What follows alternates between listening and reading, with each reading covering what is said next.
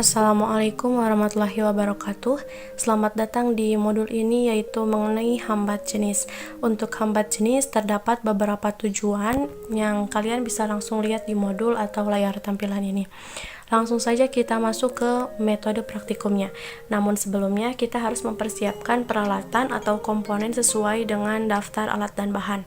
Nah, untuk daftar alat dan bahannya sudah ada di modul. Namun sebelumnya saya akan memaparkan terlebih dahulu mengenai alat dan bahannya. Nah, di sini terdapat ampere meter, yaitu untuk mengukur arus. Di sini ada catur daya untuk mengaliri arus ke rangkaiannya.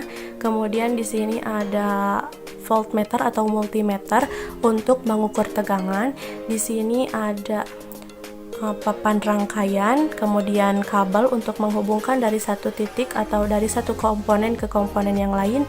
Kemudian ada jepit steker dan ada kawat. Untuk percobaan kali ini kita menggunakan dua kawat. Yang pertama itu ada kawat konstan dan yang kedua itu ada kawat nikrom. Kemudian setelah mempersiapkan peralatannya, kita buat rangkaian hambatan jenisnya dengan menghubungkan catu daya ke sumber tegangan B1. Nah, untuk catu daya itu tadi sudah dijelaskan, yang ini ya, yang ini catu daya, kemudian tegangan B1 tuh ini yang warna merah. Kemudian hubungkan rangkaian ke catu daya B1.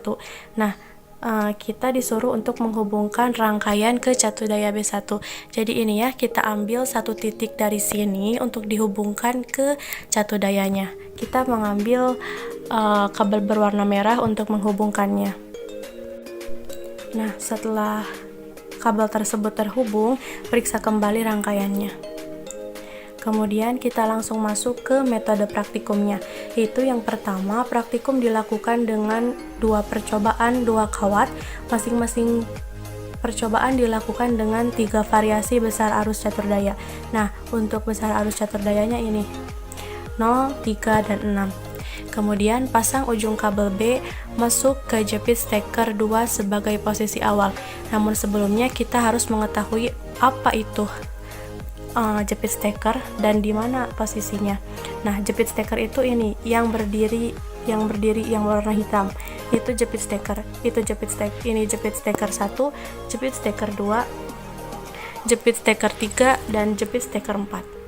Kita asumsikan bahwasanya jepit steker 1 itu posisi 0, jepit steker 2 posisi 1, jepit steker 3 posisi 2, dan jepit steker 4 posisi 3. Tadi itu yang ini ya. Pasang ujung kabel B masuk ke jepit steker 2. Nah, ujung kabel B itu yang ini ya, yang warna merah. Kabelnya berwarna merah, ujungnya yang warna putih. Nah, ini tuh dipindahkan ke sini. Dipindahkan ke situ dan dibuat rangkaiannya atau disatukan.